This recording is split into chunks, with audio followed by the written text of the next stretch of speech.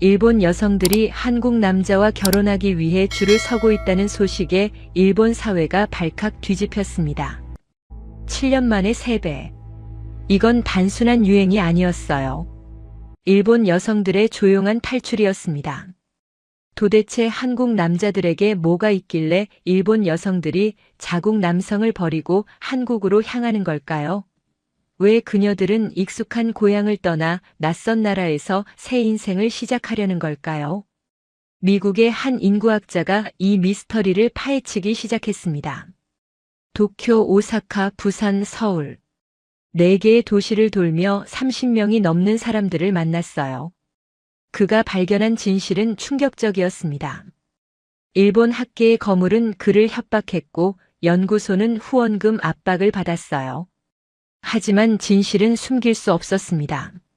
한국 남자들의 무엇이 일본 여성들의 마음을 사로잡았을까요? 그리고 왜 일본은 이 현상을 두려워하는 걸까요? 그 답은 여러분의 예상을 뛰어넘을 겁니다. 오늘 영상에서 그 놀라운 이야기를 들려드리겠습니다. 끝까지 보시면 한국이 왜 특별한지 다시 한번 느끼실 거예요. 영상 시작 전 구독과 좋아요, 알림 설정까지 부탁드립니다. 여러분의 응원이 더 좋은 콘텐츠를 만드는 힘이 됩니다. 영상을 보시면서 느끼신 점이 있다면 댓글로 남겨주세요. 여러분의 생각이 궁금합니다. 자, 이제 시작합니다. 안녕하세요. 저는 마이클 카터입니다. 45살이고요. 미국 워싱턴에 있는 동아시아 연구소에서 인구 통계학자로 일하고 있습니다. 지난 20년간 동아시아 인구 흐름을 연구하면서 수천 개의 그래프를 봐왔죠. 중국의 인구 감소, 일본의 초고령화, 한국의 저출산 문제까지 동아시아의 거의 모든 인구 위기를 데이터로 지켜봐왔습니다. 숫자 뒤에 숨겨진 사람들의 이야기를 읽어내는 게 제 직업이에요. 그런데 지난주 금요일 오후 3시쯤이었어요. 일본 통계청에서 보내온 국제 결혼 자료를 열어보는 순간 심장이 멈추는 것 같았습니다. 한국 남성과 일본 여성의 결혼 수치가 7년 만에 거의 3배나 상승해 있었거든요. 처음에는 데이터 오류인 줄 알았습니다. 이런 급격한 변화는 전쟁이나 대규모 이민 정책 없이는 절대로 일어나지 않는 게 인구학의 상식이니까요. 저는 눈을 비비고 다시 화면을 들여다봤습니다. 엑셀 파일을 닫았다가 다시 열어봤어요. 숫자는 변하지 않았습니다. 도쿄, 오사카, 나고야 같은 대도시뿐 아니라 후쿠오카, 도토리, 시마네 같은 지방 중소도시에서도 똑같은 패턴이 나타나고 있었습니다. 특정 지역의 특수한 현상이 아니었어요. 일본 전역에서 동시다발적으로 벌어지고 있는 일이었죠. 더 놀라웠던 건 증가 속도였습니다. 보통 사회 현상은 파도처럼 치솟았다가 빠지기 마련인데 이 곡선은 파도가 아니라 조류 같았어요. 지속적이고 조용하게 상승하는 곡선이요. 한번 올라간 수치가 내려가지 않고 계속 쌓이고 있었습니다. 마치 눈사람이 굴러가면서 점점 커지는 것처럼요. 이건 우연이 아니라 구조적 변화라는 확신이 들었습니다. 뭔가 거대한 흐름이 동아시아의 인구 지형을 바꾸고 있었죠. 제 심장이 빠르게 뛰기 시작했어요. 이건 내 평생의 연구 중 가장 중요한 발견이 될 수도 있었습니다. 바로 그때 사무실 문이 벌컥 열렸어요. 소속 연구소의 부소장인 리처드 밀러가 들어왔습니다. 그는 60줄의 백인 남성으로 30년 넘게 일본 경제를 연구해온 일본 전문가였죠. 그가 제 모니터를 힐끗 보더니 미간을 찌푸렸습니다. 또 한국 관련 연구냐고 물었어요. 목소리에 날이 서 있었습니다. 그의 눈빛이 차가웠죠. 저는 이게 단순한 한국 연구가 아니라 동아시아 전체의 인구 지형이 바뀌고 있다는 증거라고 설명했습니다. 하지만 리처드는 콧방귀를 뀌었죠. 연구소의 주요 후원사 중 하나가 도쿄에 본사를 둔 일본 대기업이라는 걸 상기시켜줬습니다. 민감한 시기에 일본에 불리한 연구 결과를 발표하면 연구비가 끊길 수 있다고요. 그는 제가 연구소에 얼마나 큰 재정적 위험을 가져올 수 있는지 숫자까지 들먹이며 압박했습니다. 연간 50만 달러가 걸린 문제라고요. 저는 학문적 진실이 후원금보다 중요하다고 반박했습니다. 리처드는 냉소적으로 웃으며 말했어요. 진실이 중요하다면 왜 항상 한국에 유리한 결론만 나오느냐고요. 혹시 한국 정부에서 뒷돈이라도 받는 거 아니냐고요. 그 말이 가슴에 비수처럼 꽂혔습니다. 20년 경력의 학자에게 뇌물수수 의혹을 던지다니요. 저는 분노가 치밀었지만 꾹 참았습니다. 그가 나간 후 저는 오랫동안 모니터를 바라봤습니다. 23살에 이 분야에 뛰어든 이후로 한 번도 학문적 양심을 저버린 적이 없었거든요. 데이터가 말하는 진실을 외면하라는 압박은 처음이었습니다. 손이 떨렸어요. 커피잔을 들었다가 내려놓았습니다. 창밖의 워싱턴 하늘이 어둑해지고 있었죠. 며칠 후 상황은 더 복잡해졌습니다. 도쿄대학의 야마모토 켄지 교수에게서 이메일이 왔거든요.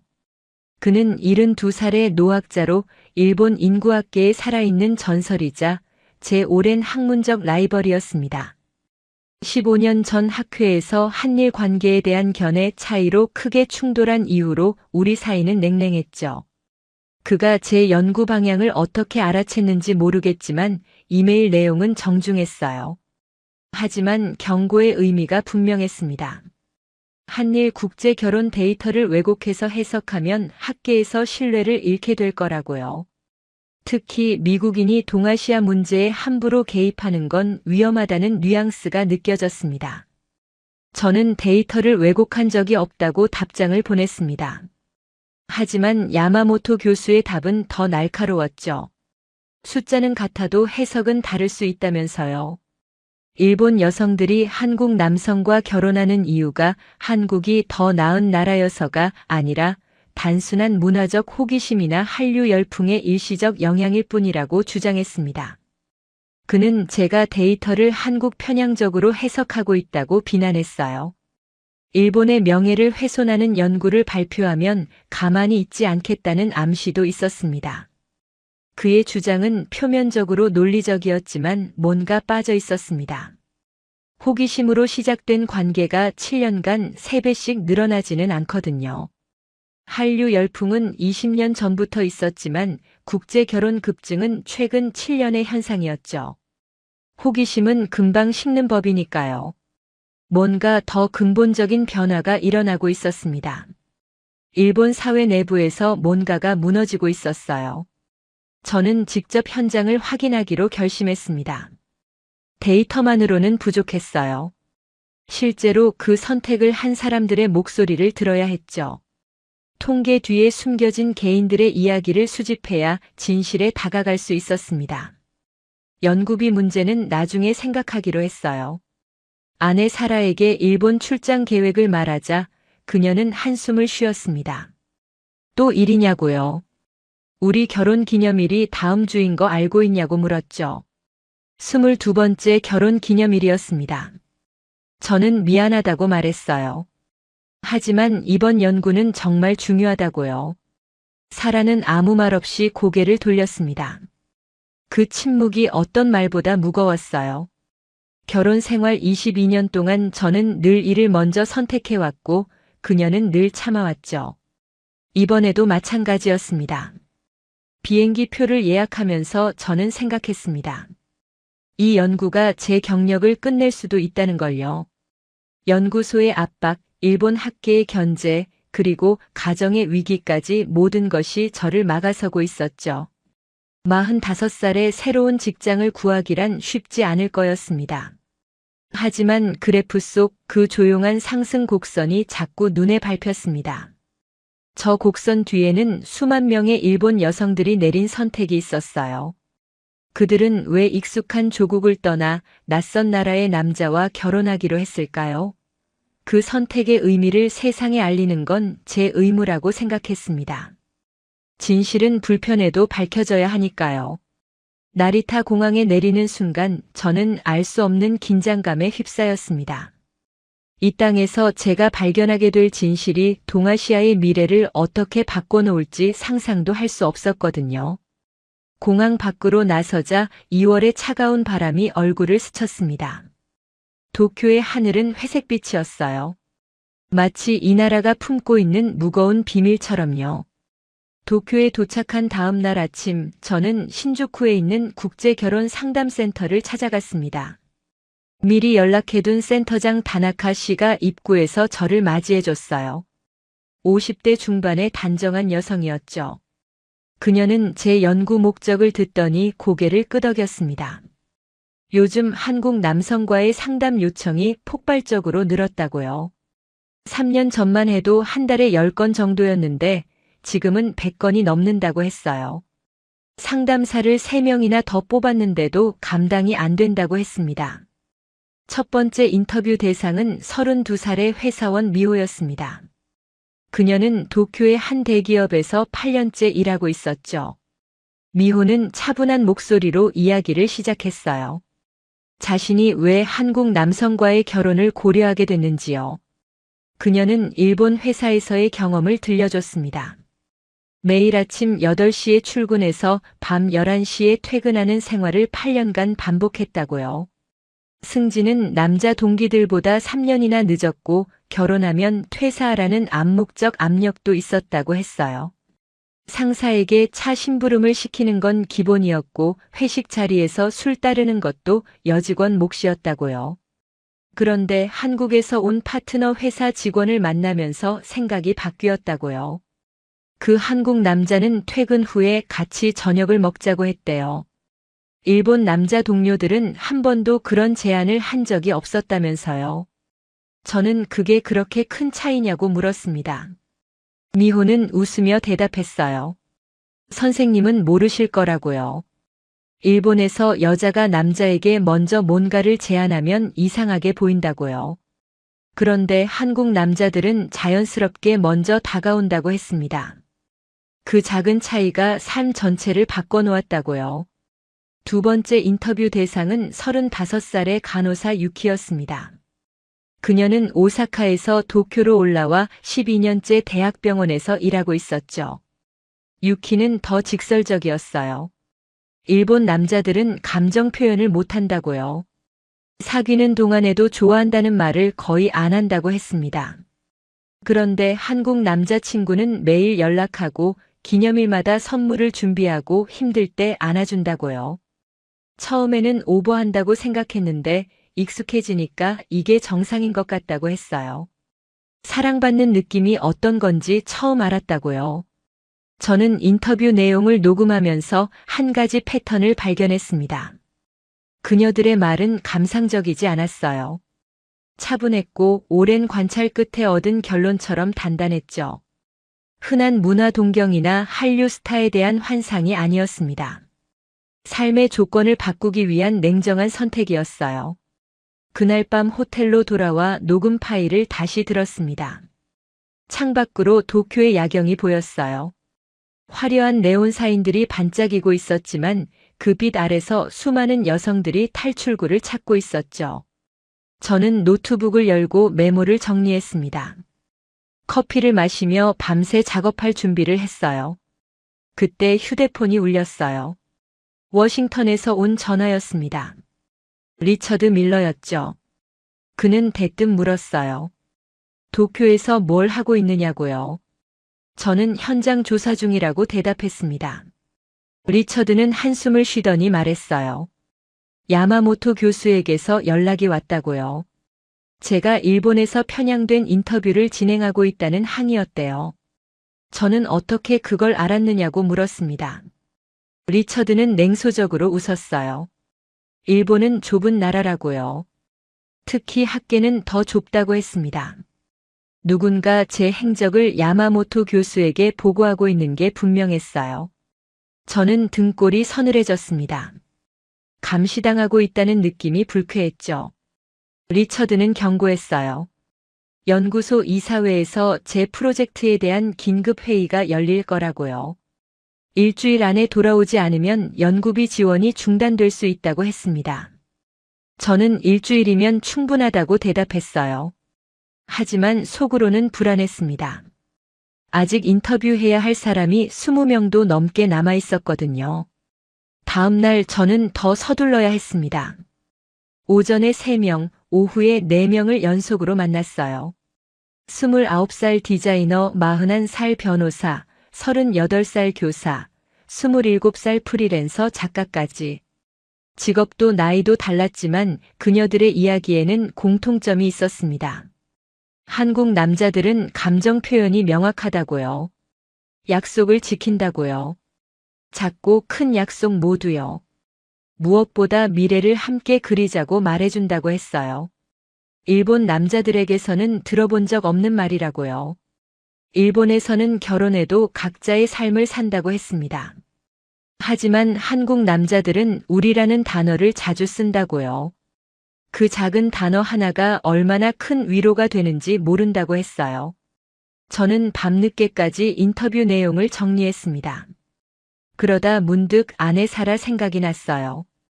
결혼 기념일이 이틀 후였죠. 저는 휴대폰을 들어 사라에게 메시지를 보냈습니다. 미안하다고요. 곧 돌아간다고요. 하지만 답장은 오지 않았어요. 새벽 2시가 넘어서야 짧은 답이 왔습니다. 알았다고요. 그 2글자가 1000마디보다 무겁게 느껴졌죠. 사흘째 되는 날 저는 다나카 센터장을 다시 만났습니다. 그녀에게 지금까지의 인터뷰 결과를 요약해서 들려줬어요.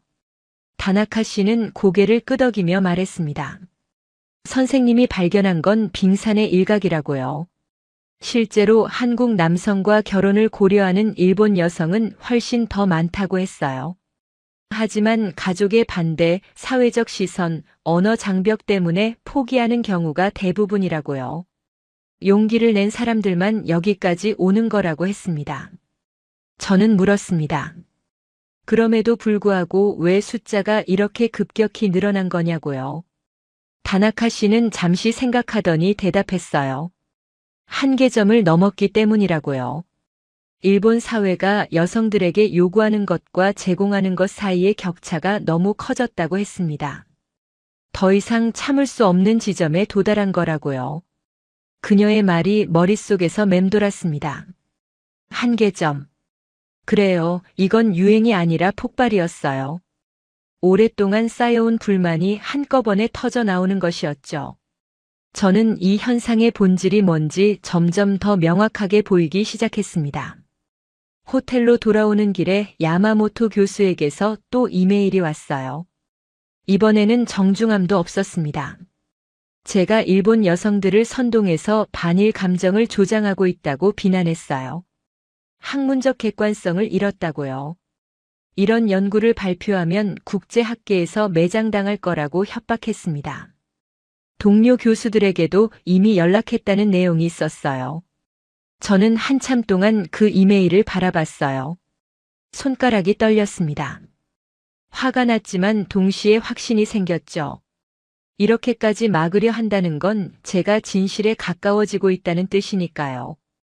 저는 답장을 보내지 않았습니다. 대신 내일의 인터뷰 일정을 다시 확인했어요. 오사카행 신칸센 표도 예약했습니다. 아직 가야 할 길이 멀었습니다. 오사카로 향하는 신칸센 안에서 저는 창밖을 바라봤습니다. 후지산이 멀리 보였어요. 눈 덮인 산봉우리가 구름 사이로 솟아있었죠. 아름다운 풍경이었지만 마음은 무거웠습니다. 야마모토 교수의 협박 이메일이 계속 머릿속을 맴돌았거든요. 열차 안승객들은 대부분 조용히 잠들어 있었어요. 오사카역에 도착한 건 오후 1시쯤이었어요. 저는 택시를 타고 오사카 대학으로 향했습니다. 사회학과의 나카무라 히로시 교수를 만나기로 했거든요. 그는 일본 내에서 몇 안 되는 진보적 학자로 일본 사회의 구조적 문제를 25년간 연구해온 사람이었습니다. 야마모토 교수와는 학문적으로 완전히 반대 입장이었죠. 둘은 10년 전 학회에서 공개적으로 논쟁을 벌인 적도 있다고 들었어요. 나카무라 교수의 연구실은 낡은 건물 4층에 있었어요. 엘리베이터도 없어서 계단으로 올라가야 했죠. 문을 두드리자 60대 초반의 온화한 인상의 남자가 문을 열어줬습니다. 그는 저를 보자마자 웃으며 말했어요. 야마모토 교수가 난리를 치고 있다는 소식을 들었다고요. 미국에서 온 학자가 일본의 치부를 건드렸다면서 학계에 소문이 퍼졌다고 했습니다. 저는 솔직하게 물었어요. 제 연구가 정말 편향된 건지요? 나카무라 교수는 고개를 저으며 대답했습니다. 편향된 게 아니라 불편한 진실을 건드린 거라고요. 일본 학계는 자국에 불리한 연구를 극도로 싫어한다고 했어요. 특히 한국과 관련된 주제라면 더욱 그렇다고요. 역사적 감정이 학문적 객관성을 가리는 경우가 많다고 했습니다. 저는 본론으로 들어갔습니다. 한국 남성과 일본 여성의 국제 결혼 급증 현상에 대해 어떻게 생각하느냐고요. 나카무라 교수는 잠시 생각하더니 단호하게 대답했어요. 이건 탈출이라고요. 그 단어가 가슴에 강하게 박혔습니다. 저는 더 자세히 설명해달라고 했어요. 나카무라 교수는 책상 위에 서류 더미를 가리키며 말했습니다. 이게 다 일본 여성들의 사회 참여에 관한 연구 자료라고요. 20년간 모은 것들이라고 했어요. 수천 페이지에 달하는 인터뷰 기록과 통계 분석이라고요. 그는 설명을 이어갔습니다. 일본의 젊은 여성들이 자신들의 미래를 지키려는 조용하지만 단호한 탈출이라고요. 일본 사회는 여성에게 너무 많은 걸 요구한다고 했어요. 일도 잘하고 예쁘고 순종적이고 결혼하면 가사와 육아를 전담하고 그러면서도 불평하지 말라고요. 하지만 정작 여성들에게 돌아오는 건 거의 없다고 했습니다. 승진 기회도 동등한 임금도 사회적 인정도 부족하다고요. 저는 물었어요. 그렇다면 한국은 다르냐고요. 나카무라 교수는 고개를 끄덕였습니다. 완벽하진 않지만 방향이 다르다고요. 한국은 빠르게 변하고 있고 일본은 제자리 걸음이라고 했어요. 젊은 여성들은 그 차이를 본능적으로 느낀다고요. 특히 한국 남성들의 적극적인 감정 표현이 일본 여성들에게 신선한 충격이라고 했습니다. 그의 말이 도쿄에서 만난 여성들의 인터뷰와 정확히 일치했습니다. 저는 확신을 얻었어요. 이건 단순한 문화 현상이 아니라 사회 구조의 문제였습니다. 인터뷰를 마치고 나오는데 휴대폰이 울렸어요. 낯선 일본 번호였습니다. 받자마자 차가운 목소리가 들렸어요.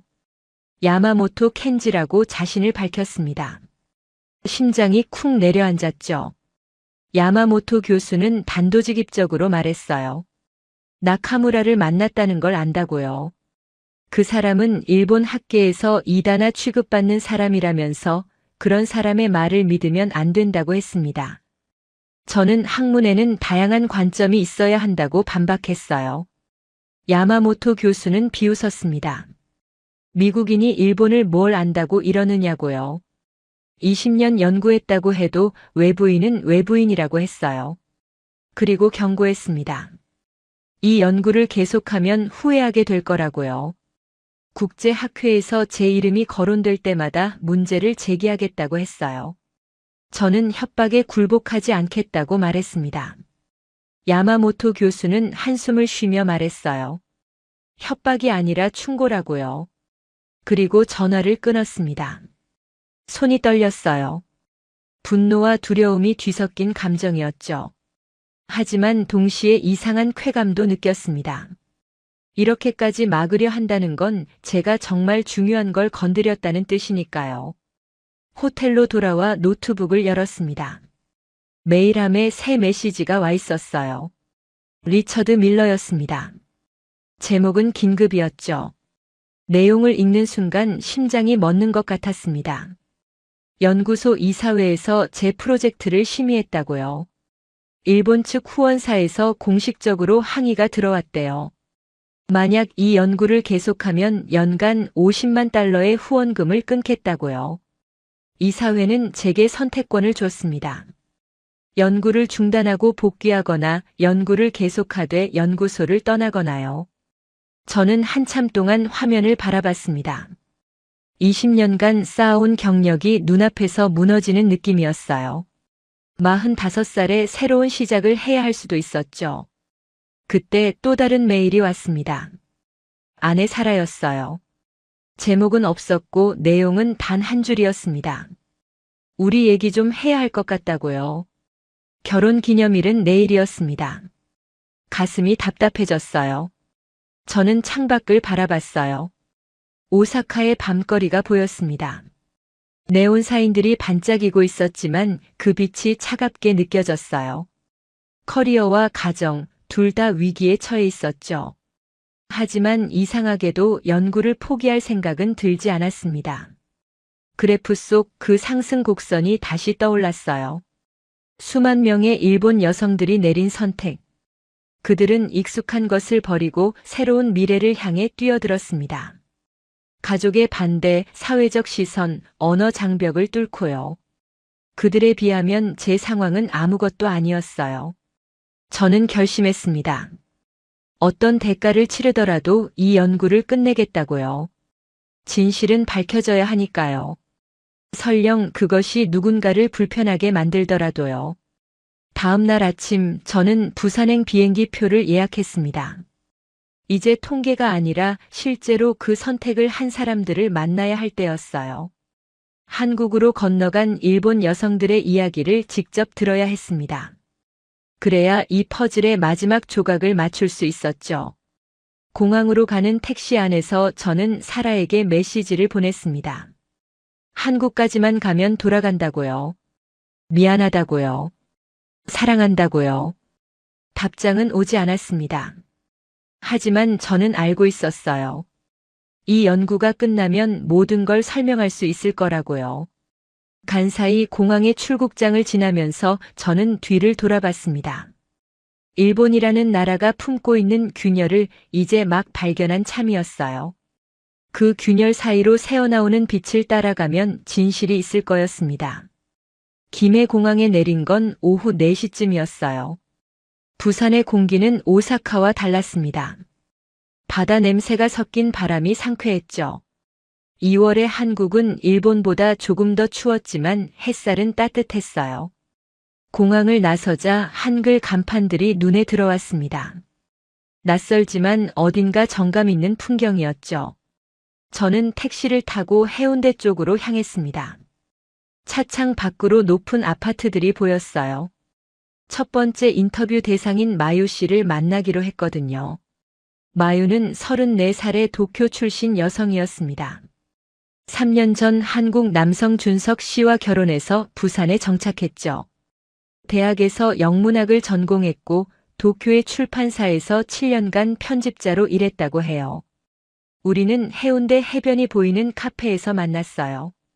파란 바다가 창문 너머로 펼쳐져 있었습니다. 그녀는 밝은 미소로 저를 맞이했어요. 일본어와 한국어를 섞어가며 대화를 나눴죠. 저는 단도직입적으로 물었어요. 왜 한국 남성과 결혼하기로 결심했느냐고요. 마유는 잠시 창밖을 바라보더니 대답했습니다. 한국에 오니 제 존재가 선명해졌다고요. 그 말이 머릿속에서 계속 맴돌았습니다. 존재가 선명해졌다는 게 무슨 뜻이냐고 물었어요. 마유는 설명했습니다. 일본에서는 항상 뭔가에 맞춰야 했다고요. 회사의 기대, 부모님의 기대, 사회의 기대. 30살이 넘으면 왜 결혼을 안 하느냐는 압박이 시작됐고 결혼하면 언제 아이를 낳느냐는 질문이 따라왔대요. 자기 자신이 뭘 원하는지 생각할 틈이 없었다고 했어요. 매일 회사와 집을 오가며 로봇처럼 살았다고요. 그런데 한국에 와서 준석 씨를 만나고 나서야 비로소 자신이 뭘 좋아하고 뭘 싫어하는지 알게 됐다고요. 저는 준석 씨에 대해 물었습니다. 마유는 눈이 반짝이며 말했어요. 그 사람은 제 의견을 먼저 물어본다고요. 뭘 먹을지, 어디 갈지, 주말에 뭘 할지. 사소한 것들이지만 일본에서는 한 번도 경험해보지 못한 거라고 했습니다. 일본 남자들은 자기가 정하고 여자는 따라오면 된다고 생각한다면서요. 그게 당연한 줄 알았는데 한국에 와서 그게 당연한 게 아니라는 걸 깨달았다고요. 마유의 남편 준석 씨도 잠시 합류했어요.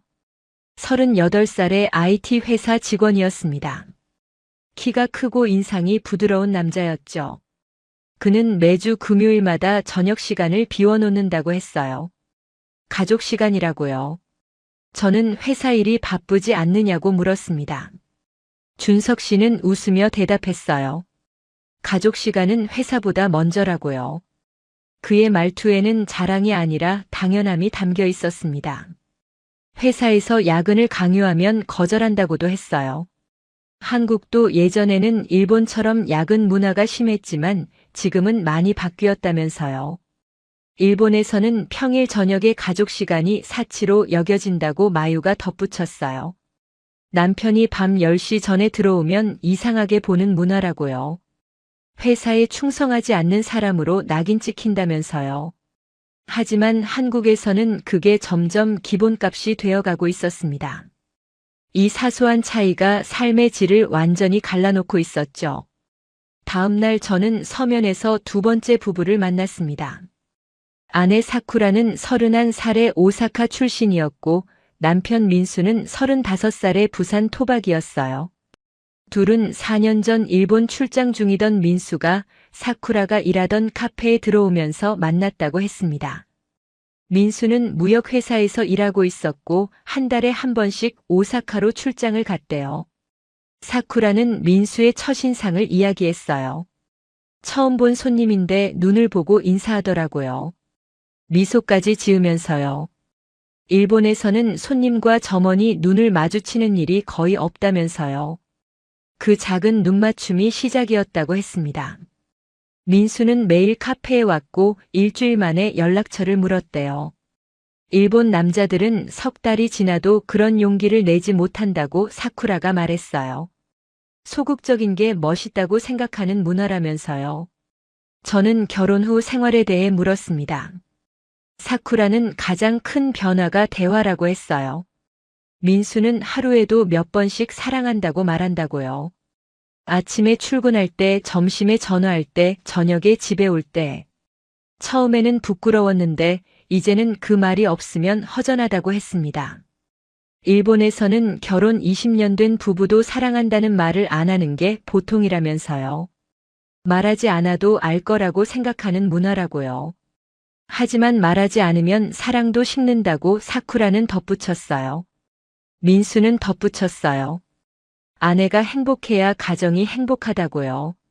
그래서 아내의 기분을 매일 확인한다고 했습니다.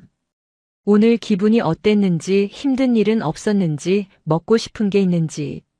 사쿠라는 그런 질문을 받을 때마다 자신이 소중한 사람이라는 걸 느낀다고 했어요. 일본에서는 한 번도 느껴보지 못한 감정이라고요. 저는 3일 동안 부산에서 7쌍의 한일 부부를 만났습니다. 나이도 직업도 만난 계기도 달랐지만 그들의 이야기에는 놀라울 정도로 일관된 패턴이 있었어요. 28살 간호사부터 43살 회계사까지 다양한 여성들이었죠. 한국 남편들은 감정을 숨기지 않았습니다. 좋으면 좋다고 사랑하면 사랑한다고 말했어요. 기념일을 챙겼고 작은 선물을 준비했고 아내의 말에 귀 기울였죠. 힘들 때 안아주고 울 때 같이 울어주고 기쁠 때 함께 웃어줬어요. 일본 여성들이 평생 갈망했지만 얻지 못했던 것들이었습니다. 사소해 보이는 것들이지만 그 사소함이 쌓여서 행복이 되는 거였어요. 마지막 날 밤 호텔에서 인터뷰 내용을 정리하다가 깨달았어요. 이건 문화의 차이가 아니라 관계에 대한 철학의 차이였습니다. 한국은 관계를 능동적으로 만들어가는 것이고 일본은 관계를 수동적으로 유지하는 것이었죠. 그 차이가 시간이 흐를수록 벌어지고 있었습니다. 휴대폰을 확인하니 사라에게서 메시지가 와 있었어요. 언제 돌아오느냐고요. 결혼 기념일은 이미 지났다고요. 짧은 문장이었지만 그 안에 담긴 서운함이 느껴졌습니다. 저는 답장을 보냈어요. 이틀 후에 돌아간다고요. 이번에는 꼭 지키겠다고요. 창밖으로 부산의 야경이 보였습니다. 광안대교의 불빛이 바다 위에서 반짝이고 있었어요. 수천 개의 불빛이 물결 위에서 춤추고 있었죠. 아름다운 풍경이었습니다. 이 도시에서 새로운 삶을 시작한 일본 여성들이 있었어요. 그들은 익숙한 것을 버리고 낯선 곳에서 행복을 찾았습니다. 그 용기가 존경스러웠어요. 저도 그들처럼 용기를 내야 했습니다. 부산에서의 마지막 날 아침, 저는 서울로 이동하기 전에 한 통의 전화를 받았습니다. 도쿄에서 만났던 다나카 센터장이었어요. 그녀는 흥분한 목소리로 말했습니다. 제 인터뷰 소식이 일본 언론에 알려졌다고요. 야마모토 교수가 기자들에게 제가 편향된 연구를 하고 있다고 흘렸대요. 한 유력 신문이 제 이름을 거론하며 비판 기사를 준비하고 있다고도 했습니다. 미국인 학자가 반일 감정을 조장한다는 프레임이라고요. 저는 한숨을 쉬었습니다. 예상했던 일이었지만 막상 현실이 되니 무거웠어요. 다나카 씨는 걱정하지 말라고 했습니다. 오히려 이게 좋은 기회일 수 있다면서요. 사람들이 관심을 갖기 시작했다고요. 진실은 결국 드러나게 되어 있다면서 저를 격려했습니다. 그녀의 목소리에서 진심 어린 응원이 느껴졌어요. 서울에 도착한 건 오후 2시쯤이었어요. KTX로 2시간 반 만에 도착했죠. 부산에서 서울까지 이렇게 빠르게 이동할 수 있다는 게 놀라웠습니다. 서울역에 내리자 사람들의 활기가 느껴졌어요. 부산과는 또 다른 에너지였죠. 빠르게 움직이는 사람들, 현대적인 건물들, 거리 곳곳에 울려 퍼지는 K-팝 음악.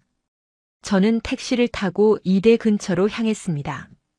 서울에서 만나기로 한 인터뷰 대상자들이 있었거든요.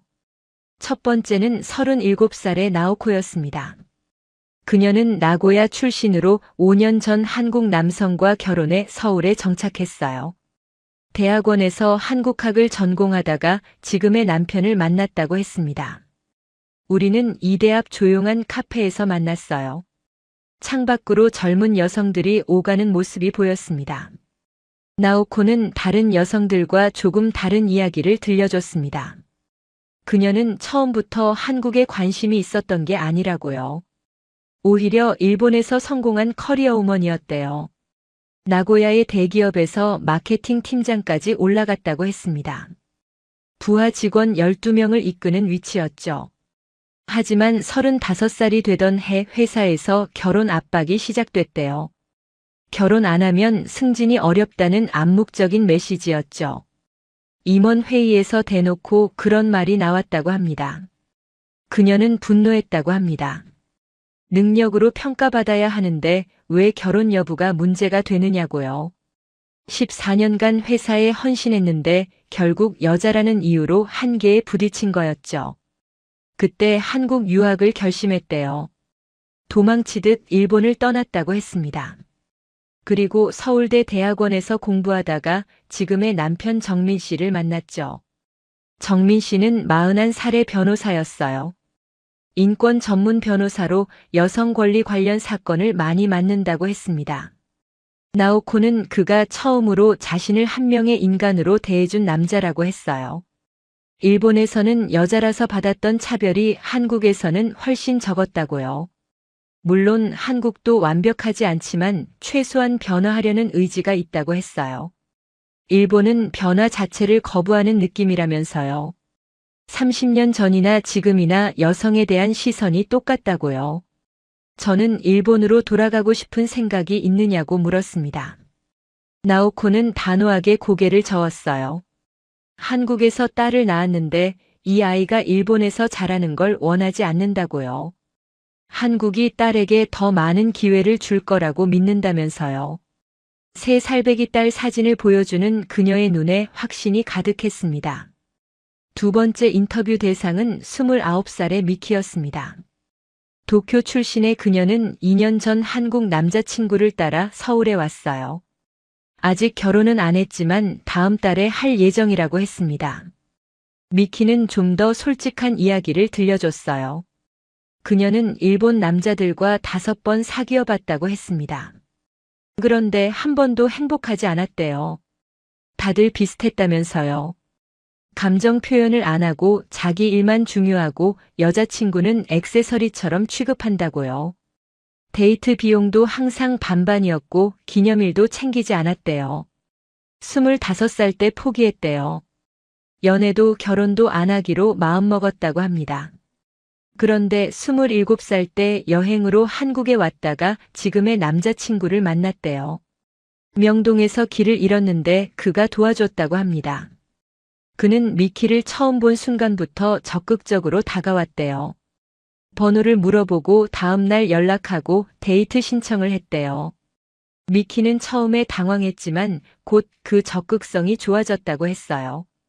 누군가가 나를 원한다는 느낌이 좋았다면서요. 일본에서는 한 번도 느껴보지 못한 감정이었대요.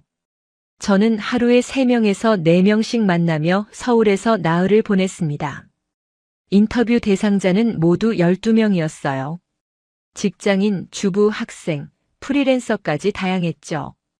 그들의 이야기를 종합하면서 하나의 패턴이 점점 또렷해졌습니다. 한국 남성은 책임감과 안정감이었어요. 일본 사회는 과로, 무표정, 정서적 거리였죠.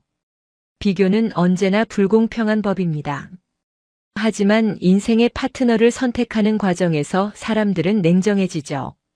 재미있어서가 아니라 살아남기 위해 선택합니다. 그리고 일본 여성들이 보고 있는 미래는 한국 쪽에 더 가까웠어요. 서울에서의 마지막 밤 호텔방에서 창밖을 바라봤습니다. 남산타워의 불빛이 멀리서 반짝이고 있었어요. 서울의 야경은 도쿄 못지않게 화려했습니다. 저는 노트북을 열고 지금까지의 인터뷰 내용을 정리했습니다. 도쿄, 오사카, 부산, 서울.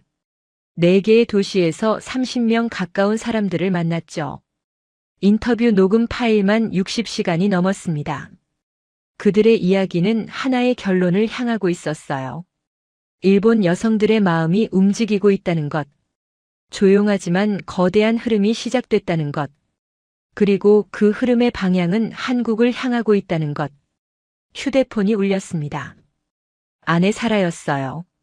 저는 잠시 망설이다가 전화를 받았습니다. 사라의 목소리는 차가웠어요. 언제 돌아오느냐고 물었습니다. 내일 비행기라고 대답했어요. 사라는 한숨을 쉬더니 말했습니다. 우리 진지하게 얘기해야 할 것 같다고요. 가슴이 철렁 내려앉았습니다. 저는 사라에게 돌아가면 모든 걸 설명하겠다고 말했습니다. 이 연구가 얼마나 중요한지, 왜 이렇게까지 해야 했는지. 사라는 아무 말 없이 전화를 끊었어요.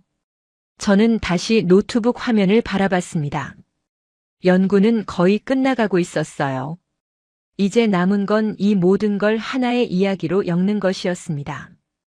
인천공항에서 워싱턴행 비행기에 오르기 전 저는 마지막으로 한 사람을 더 만났습니다. 서울의 한 대학에서 부부 상담을 전문으로 하는 김영희 교수였어요. 그녀는 20년간 상담 심리학을 연구했고 한일 커플을 200쌍 이상 상담한 경험이 있다고 했습니다. 국제결혼 전문가로 유명한 분이었죠. 김 교수는 공항 근처 카페에서 저를 만나줬어요. 비행기 시간이 2시간밖에 남지 않아서 바로 본론으로 들어갔습니다. 저는 물었어요. 한국 남편과 일본 아내 사이에 가장 큰 차이점이 뭐냐고요. 김 교수는 잠시 생각하더니 대답했습니다. 관계에 대한 접근 방식이 완전히 다르다고요. 한국은 관계를 관리하려 하고 일본은 관계를 유지하려 한다고 했어요. 저는 그 차이가 뭐냐고 물었습니다. 김 교수는 설명했어요. 관리한다는 건 능동적으로 문제를 발견하고 해결하려는 태도라고요. 한국 남편들은 아내가 불만이 있으면 왜 그런지 물어보고 어떻게 하면 나아질지 고민한다고 했습니다. 갈등이 생기면 풀려고 노력한다고요. 싸우더라도 대화를 통해 해결점을 찾으려 한다면서요. 반면 일본 남편들은 관계를 유지하려고만 한다고 했어요. 문제가 생겨도 시간이 지나면 해결될 거라고 믿는다고요. 갈등을 피하려 하고 대화를 회피한다고 했습니다. 참고 견디면 언젠가 괜찮아질 거라는 사고방식이라고요. 그래서 문제가 해결되지 않은 채 쌓이고 결국 폭발하거나 관계가 냉랭해진다고 했어요. 이혼하지 않고 가면 내 생활을 하는 부부가 일본에는 정말 많다고요. 관리대 유지. 그 차이가 시간이 흐를수록 격차가 벌어진다고 김 교수는 말했어요. 처음에는 작은 차이지만 10년, 20년이 지나면 완전히 다른 결과가 나온다고요. 한국 부부는 계속 변화하고 성장하는데 일본 부부는 정체된 채로 멀어진다고 했습니다. 같은 집에 살면서도 남남처럼 지내는 부부가 일본에는 정말 많다고요. 저는 고개를 끄덕였어요. 그 분석이 제가 만난 모든 커플들의 이야기와 정확히 일치했거든요. 한국 남편들은 갈등을 풀려고 했고 일본 남편들은 갈등을 견디려고 했죠. 전자는 변화이고 후자는 정체였습니다. 일본 여성들이 어떤 선택을 할지는 자연스럽게 결정되고 있었어요. 김 교수는 덧붙였습니다. 문화적 차이만이 아니라 사회 구조의 문제도 크다고요. 일본 남성들은 어려서부터 감정을 억누르도록 교육받는다고 했어요. 남자는 울면 안 되고 약한 모습을 보이면 안 되고 항상 강해야 한다고요. 그래서 성인이 되어도 감정 표현을 못한다고 했습니다. 자기 감정이 뭔지도 모르는 남자들이 많다고요. 슬픈지 화가 난 건지 구분을 못한다면서요. 반면 한국은 유교적 전통이 있지만 최근 20, 30년간 급격하게 변했다고요. 젊은 세대 남성들은 감정 표현에 훨씬 더 개방적이라고 했어요. 드라마나 영화의 영향도 크다면서요. 한국 콘텐츠에서 남자 주인공들이 울고 사랑을 고백하고 감정을 솔직하게 표현하는 모습이 많이 나온다고요. 그게 젊은 세대의 연애관에 영향을 줬다고 했습니다. 문화가 사회를 바꾼 좋은 예라고요. 비행기에 오르면서 저는 김 교수의 말을 곱씹었습니다. 관리대 유지, 변화대 정체. 그 단순한 이분법이 이 복잡한 현상을 설명해주고 있었어요. 13시간의 비행 동안 저는 잠을 자지 못했습니다. 머릿속에서 지난 열흘간의 인터뷰 내용이 계속 재생됐어요. 마유의 존재가 선명해졌다는 말, 나카무라 교수의 이건 탈출이라는 말, 김 교수의 관리대 유지라는 분석. 모든 조각들이 하나로 맞춰지고 있었습니다. 이제 이걸 하나의 보고서로 엮어야 했어요. 그러다 문득 제 결혼 생활이 떠올랐어요. 사라와 저는 22년을 함께 했습니다. 하지만 솔직히 저는 관계를 관리하기보다 유지하려고만 했던 것 같았어요. 일에 바빠서 연구가 중요해서 시간이 없어서 수많은 핑계를 대며 사라의 감정을 외면해왔죠. 저도 결국 감정 표현을 못하는 남자 중 하나였던 거예요. 결혼 기념일을 놓친 건 이번이 처음이 아니었습니다. 사라의 생일 파티에 늦은 적도 있었고 아이들의 졸업식에 참석하지 못한 적도 있었어요. 큰아들 대학 입학식에도 못 갔죠. 항상 일이 먼저였습니다. 저는 일본 여성들이 떠나는 이유를 연구하면서 정작 제 아내가 왜 상처받았는지는 모르고 있었던 거였어요. 아이러니했습니다. 워싱턴에 도착한 건 현지 시간으로 저녁 7시쯤이었습니다. 공항에서 택시를 타고 집으로 향했어요. 창밖으로 익숙한 워싱턴의 거리가 보였습니다. 링컨 기념관, 워싱턴 기념비 국회의사당. 하지만 마음은 무거웠죠. 연구는 거의 완성됐지만 가정은 위기에 처해 있었어요. 집에 도착하자 사라가 거실에 앉아 있었어요. 그녀는 저를 보더니 아무 말 없이 고개를 돌렸습니다. 저는 가방을 내려놓고 그녀 앞에 앉았어요. 미안하다고 말했습니다.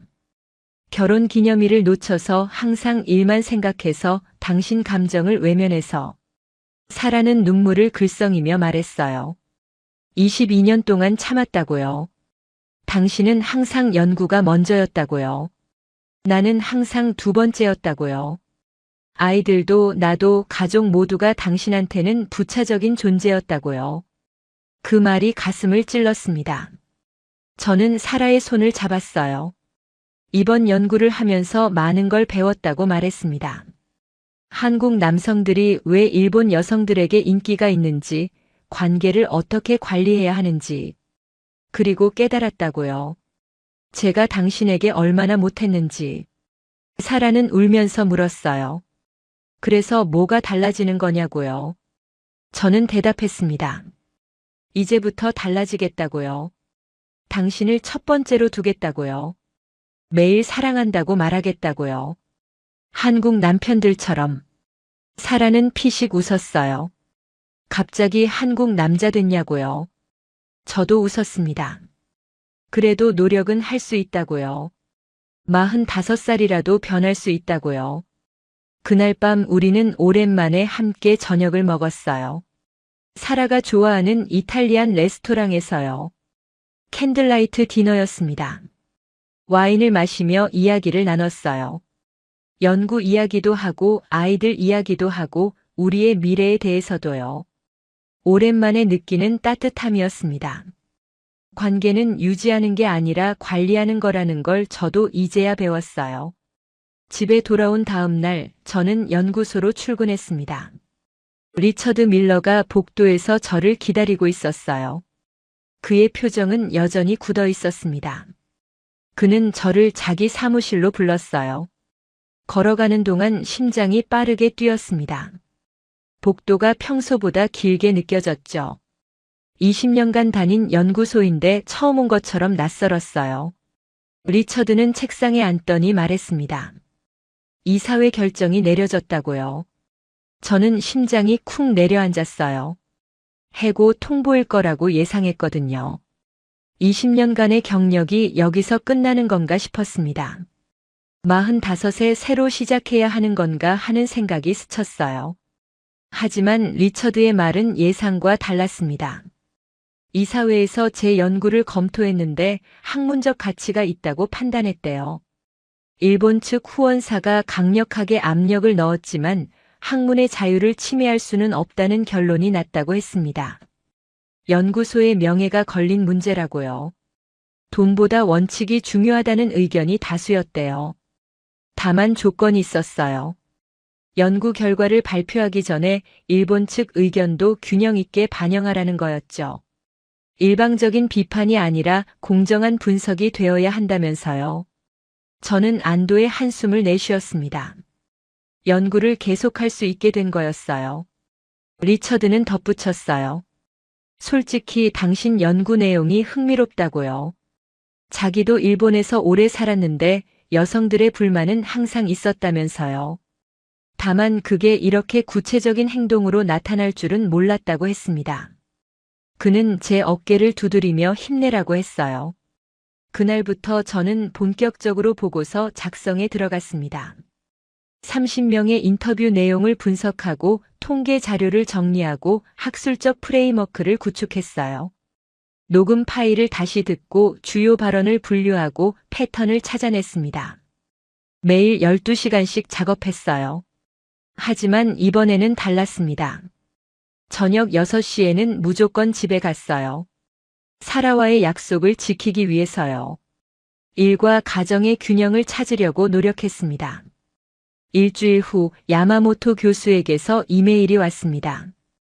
이번에는 협박이 아니라 제안이었어요. 자신의 반론을 제 보고서에 포함시켜주면 공개적인 비판을 자제하겠다고요. 그의 입장에서는 자신의 목소리가 무시당하는 게 싫었던 것 같았어요. 저는 생각해보겠다고 답장했습니다. 학문적 균형을 위해서라도 반대 의견을 포함시키는 게 맞다고 생각했거든요. 진실은 다양한 관점에서 검증되어야 하니까요. 보고서 작성은 한 달이 걸렸습니다. 제목은 조용한 이동 한일 국제 결혼 증가 현상의 사회학적 분석이었어요. 200페이지가 넘는 분량이었죠. 서론, 연구 방법론, 인터뷰 분석, 통계 분석, 결론까지 5개의 장으로 구성했어요. 저는 모든 인터뷰 내용을 익명으로 처리하고 통계적 근거를 명확히 제시했습니다. 야마모토 교수의 반론도 별도의 장으로 포함시켰어요. 그의 주장인 한류 열풍의 일시적 영향이라는 관점도 공정하게 다뤘습니다. 보고서의 핵심 결론은 3가지였습니다. 첫째, 일본 여성들의 한국 남성 선호는 일시적 유행이 아니라 구조적 변화라는 것. 둘째, 이 변화의 근본 원인은 일본 사회의 젠더 불평등과 정서적 소통 부재라는 것. 셋째, 이 흐름은 앞으로 더 가속화될 것이라는 것. 저는 다시 데이터를 펼쳐놓았습니다. 언제부터인지 그래프는 일본의 출생률, 결혼율, 경제 성장률보다 한일 국제 결혼 그래프를 더 많이 들여다보고 있었어요. 왜냐하면 저는 알고 있었거든요. 국가는 정치가 아니라 사람들의 선택이 만들기 때문이에요. 정책이나 법률보다 개인의 결정이 사회를 바꾸는 거죠. 수만 명의 일본 여성들이 내린 선택이 일본 사회에 보내는 메시지였어요. 그리고 지금 일본 여성들은 경제도 사회 구조도 문화도 아닌 단 하나의 이유로 한국을 선택하고 있었습니다. 그 이유는 아주 단순했어요. 한국에서의 삶이 더 따뜻하고 더 안정적이고 더 사람다웠기 때문이에요. 보고서를 제출하기 전날 밤 저는 사라와 함께 뒷마당에 앉아 별을 바라봤습니다. 3월의 밤 공기가 아직 쌀쌀했지만 담요를 덮고 나란히 앉았어요. 별이 유난히 밝았습니다. 그녀는 제 손을 잡으며 물었어요. 이 연구가 왜 그렇게 중요했느냐고요. 저는 대답했습니다. 처음에는 학문적 호기심이었다고요. 데이터에서 이상한 패턴을 발견했고 그 원인을 알고 싶었다고요. 하지만 연구를 하면서 더 큰 걸 깨달았다고 했어요. 사람들이 행복을 위해 얼마나 용감한 선택을 하는지, 그리고 관계가 얼마나 중요한지, 익숙한 것을 버리고 새로운 곳에서 다시 시작하는 용기. 그게 저를 감동시켰다고요. 사라는 웃으며 말했어요. 당신도 많이 변했다고요. 예전 같으면 지금쯤 사무실에서 밤새 일하고 있었을 거라면서요. 저도 웃었습니다. 한국 남편들한테 배운 거라고요. 관계를 유지하는 게 아니라 관리하는 법을요. 매일 노력해야 하는 거라고요. 다음 날 아침 저는 보고서를 이사회에 제출했습니다. 리처드는 훑어보더니 고개를 끄덕였어요. 잘 썼다고요. 균형 잡혔고 논리적이고 설득력 있다고 했습니다. 특히 반대 의견을 공정하게 다룬 점이 좋다고요. 발표 날짜는 다음 달로 잡혔어요. 도쿄에서 열리는 국제학회에서 발표하기로 했습니다. 그날 저녁 저는 사라에게 말했습니다. 학회가 끝나면 여행을 가자고요. 한국에요. 부산 해운대에서 바다를 보고 서울에서 맛있는 음식을 먹고 제가 만났던 사람들을 소개해주고 싶다고요. 사라는 눈을 반짝이며 물었어요. 정말이냐고요. 저는 고개를 끄덕였습니다. 당신과 함께 그곳을 보고 싶다고요. 내가 왜 그렇게 이 연구에 빠져들었는지 직접 느껴보면 이해할 거라고요. 사라는 저를 안으며 말했어요. 기대된다고요. 당신과 함께라면 어디든 좋다고요. 그 순간 저는 깨달았습니다. 연구는 끝났지만 진짜 중요한 건 이제 시작이라는 걸요. 사라와 함께 새로운 관계를 만들어가는 것. 그게 제가 한국에서 배운 가장 큰 교훈이었어요. 도쿄 학회 발표 당일이 밝았습니다. 4월의 도쿄는 벚꽃이 만개해 있었어요. 저는 긴장된 마음으로 단상에 올랐습니다. 객석에는 200명이 넘는 학자들이 앉아 있었어요. 미국, 일본, 한국, 중국에서 온 동아시아 전문가들이었죠. 그 중에는 야마모토 교수도 있었습니다. 그의 눈빛은 차가웠지만 저는 피하지 않았어요. 발표는 1시간 동안 진행됐습니다. 저는 7년간의 통계 변화를 보여주고 30명의 인터뷰 내용을 요약하고 핵심 결론을 제시했어요. 슬라이드마다 숫자들이 이야기를 들려줬습니다. 객석에서 웅성거리는 소리가 들렸어요. 불편해하는 사람들이 있었죠. 하지만 고개를 끄덕이는 사람들도 있었습니다. 특히 젊은 학자들과 여성 학자들의 반응이 좋았어요. 발표가 끝나고 질의응답 시간이 됐습니다. 예상대로 야마모토 교수가 첫 번째로 손을 들었어요. 그는 마이크를 잡더니 날카롭게 물었습니다. 이 연구가 반일 감정을 조장하는 게 아니냐고요. 한국의 우월성을 주장하기 위한 정치적 연구가 아니냐고요. 미국인이 동아시아 문제에 개입하는 게 적절하냐고도 했어요. 저는 침착하게 대답했습니다. 이 연구는 반일도 친한도 아니라고요. 단지 데이터가 보여주는 현상을 분석한 것뿐이라고요. 일본 여성들이 왜 한국 남성을 선택하는지 그 이유를 찾았을 뿐이라고요. 그리고 그 이유는 일본 사회가 스스로 돌아봐야 할 문제라고 덧붙였습니다. 외부인의 시선이 오히려 객관적일 수 있다고도 했어요. 객석이 조용해졌습니다. 야마모토 교수는 더 이상 반박하지 않았어요. 대신 다른 학자들이 질문을 이어갔습니다. 대부분 긍정적인 반응이었어요. 한 젊은 일본인 여성 학자는 자신도 비슷한 고민을 했다며 연구에 공감한다고 했습니다. 일본 사회의 변화가 너무 느리다고요. 그녀의 말에 몇몇 여성 학자들이 고개를 끄덕였어요. 학회가 끝난 후 뜻밖의 일이 벌어졌습니다. 야마모토 교수가 저에게 다가왔어요. 그의 표정은 여전히 굳어 있었지만 적대감은 사라져 있었습니다. 그는 말했어요. 인정하기 싫지만 당신 연구에 일리가 있다고요. 자신도 일본 사회의 문제를 알고 있었지만 인정하고 싶지 않았다고요. 72년을 살면서 처음으로 자국을 객관적으로 보게 됐다고 했습니다. 저는 고개를 끄덕였습니다. 변화를 인정하는 건 어려운 일이라고요. 하지만 인정해야 바뀔 수 있다고요. 야마모토 교수는 한숨을 쉬며 말했어요. 자신의 딸도 한국 드라마를 좋아한다고요. 최근에는 한국 여행도 다녀왔다면서요. 한국 남자친구도 사귀고 있다고 했습니다. 시대가 변하고 있다는 걸 느낀다고 했어요. 학회를 마치고 저는 사라와 함께 한국으로 향했습니다. 약속대로 부산부터 갔어요. 해운대 해변에서 사라는 감탄했습니다. 아름답다고요. 파란 바다와 하얀 모래, 높이 솟은 빌딩들이 조화를 이루고 있었어요. 저는 웃으며 말했습니다. 여기서 마유를 만났다고요. 존재가 선명해졌다고 말했던 그 여자요. 사라는 물었어요. 그게 무슨 뜻이었냐고요. 저는 설명했습니다. 일본에서는 사회의 기대에 맞춰 살았는데 한국에 와서야 자기 자신을 찾았다는 뜻이라고요. 사라는 고개를 끄덕였어요. 이해한다고요. 자기도 비슷한 경험이 있다면서요. 서울에서는 민수와 사쿠라 부부를 만났습니다.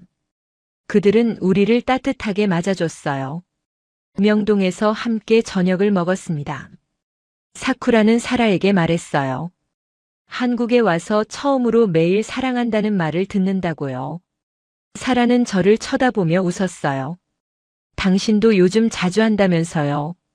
민수는 저에게 물었습니다. 연구가 잘 됐느냐고요.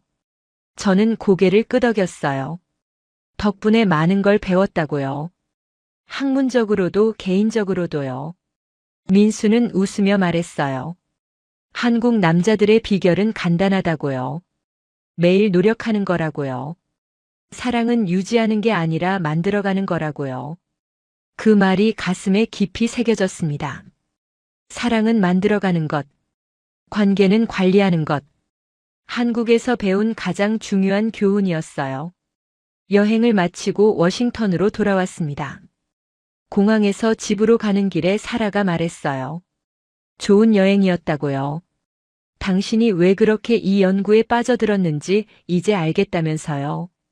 한국 사람들의 따뜻함을 직접 느꼈다고요. 저는 그녀의 손을 잡았습니다. 집에 도착해서 저는 서재에 앉았어요. 창밖으로 워싱턴의 하늘이 보였습니다. 저는 노트북을 열고 마지막으로 그래프를 확인했어요. 7년간 3배로 증가한 한일 국제결혼. 그 숫자 뒤에는 수만 명의 이야기가 있었습니다. 행복을 찾아 국경을 넘은 사람들. 익숙한 것을 버리고 새로운 삶을 선택한 사람들. 저는 깨달았습니다. 이 연구는 단순히 통계 분석이 아니었어요. 인간의 선택에 대한 이야기였습니다. 사람들은 더 나은 삶을 위해 변화를 선택한다는 것. 그리고 그 변화의 방향은 따뜻함을 향한다는 것. 한국은 완벽한 나라가 아닙니다. 하지만 한국 사회는 변화하고 있었어요. 젊은 세대는 감정을 표현하고 관계를 소중히 여기고 가족을 위해 시간을 내고 있었습니다. 그 변화가 일본 여성들에게 희망으로 보였던 거예요. 사라가 커피를 들고 들어왔습니다. 그녀는 제 옆에 앉으며 물었어요. 뭘 생각하느냐고요? 저는 웃으며 대답했습니다. 우리 관계를 어떻게 더 잘 관리할 수 있을지 생각하고 있다고요. 사라는 피식 웃었어요. 한국 남자 다 됐다면서요. 저는 그녀를 안으며 말했습니다. 사랑한다고요. 매일 말하겠다고요. 사라는 제 품에서 웃었어요. 기대하겠다고요. 창밖으로 해가 지고 있었습니다. 워싱턴의 하늘이 붉게 물들었어요. 연구는 끝났지만 삶은 계속됩니다. 그리고 그 삶을 어떻게 살아갈지는 결국 제 선택이에요. 한국에서 배운 것처럼 매일 노력하고 매일 사랑을 표현하고 매일 관계를 가꿔가겠습니다. 그게 제가 이 연구에서 얻은 가장 큰 선물이었어요. 이렇게 해서 미국인 학자 마이클 카터의 연구는 끝이 났습니다. 하지만 이 이야기가 우리에게 전하는 메시지는 분명합니다. 일본 여성들이 한국을 선택한 건 단순히 한류 때문만이 아니었어요. 한국 사회가 보여주는 따뜻함과 변화 때문이었습니다. 한국 남자들은 사랑한다고 말합니다. 기념일을 챙기고 감정을 표현하고 가족을 위해 시간을 냅니다. 관계를 유지하는 게 아니라 관리하죠. 이게 바로 세계가 주목하는 한국의 힘입니다. 우리는 가끔 우리가 가진 것의 소중함을 잊고 살아요. 하지만 세계는 알고 있습니다. 한국이 얼마나 특별한 나라인지, 한국 사람들이 얼마나 따뜻한 마음을 가졌는지, 그래서 수만 명의 일본 여성들이 국경을 넘어 한국을 선택한 거예요. 이건 우연이 아닙니다. 한국이 가진 진짜 매력의 증거입니다. 우리 모두 자랑스러워해도 됩니다. 대한민국 정말 멋진 나라입니다. 오늘 영상이 유익하셨다면 구독과 좋아요 부탁드립니다. 알림 설정까지 해주시면 새로운 감동 이야기를 가장 먼저 만나실 수 있어요. 여러분은 한국의 어떤 점이 가장 자랑스러우신가요? 댓글로 여러분의 생각을 들려주세요. 여러분의 이야기가 다른 분들에게도 힘이 됩니다. 다음 영상에서 또 다른 감동적인 이야기로 찾아뵙겠습니다. 시청해주셔서 감사합니다. 감사합니다. 감사합니다.